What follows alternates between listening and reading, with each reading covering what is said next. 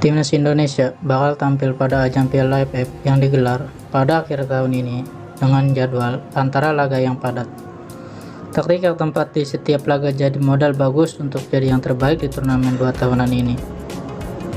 Tentu, Sintayong selaku pelatih Timnas Indonesia punya modal besar dengan skuad saat ini.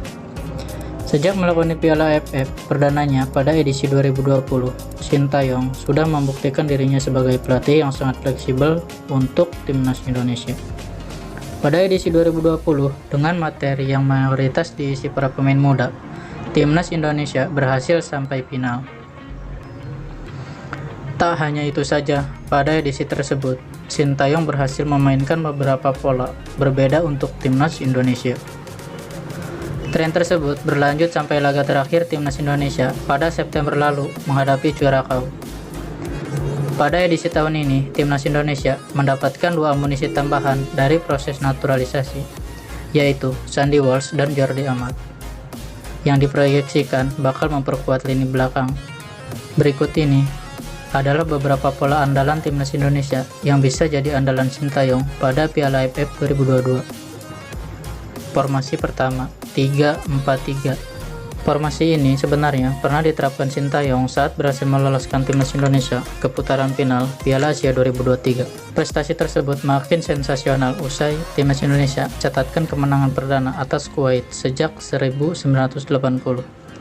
Sistem ini juga dipakai saat Timnas Indonesia menang 3-2 atas Curaçao.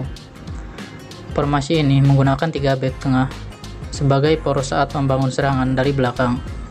Sistem ini akan ditopang oleh 2 gelandang tengah dan 2 wingback yang tak kenal lelah mengawal areanya masing-masing sekaligus membantu proses serangan. Saat bertahan, pola ini berubah jadi 5-4-1 dengan blok medium atau rendah, tergantung kualitas lawan itu sendiri. Yang kedua, formasi 4-4-2. Formasi ini terhitung yang paling awal diperkenalkan oleh Sintayong ke Timnas Indonesia saat 2 laga terakhir babak kedua kualifikasi Piala Dunia Zona Asia 2022. Pola ini juga dipakai saat Timnas Indonesia menang 2-1 atas Curaçao pada Selasa. Namun formasi ini terhitung sangat fleksibel di lapangan karena Timnas Indonesia bisa memainkan 2 atau 3 pola sekaligus saat bermain dengan pola dasar ini.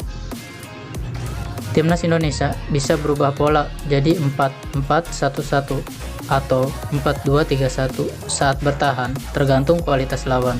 Yang ketiga, formasi 4-2-3-1. Pola ini rutin dipakai Sintayong saat melakoni Piala AFF 2020. Kala itu, Timnas Indonesia berhasil menembus partai puncak, namun harus puas sebagai runner-up. Sintayong memilih 2 gelandang bertahan murni yang andal dalam memutus serangan lawan. Kala itu, Alfreanda Dewangga dan Rahmat Irianto jadi andalan untuk posisi ini. Pola ini bisa langsung berubah jadi 5 bek saat Dewangga atau Irianto bakal jadi bek kelima saat posisi bertahan. Meski terkesan bermain aman, Timnas Indonesia berhasil menepis anggapan tersebut dengan catatan 20 gol sepanjang turnamen.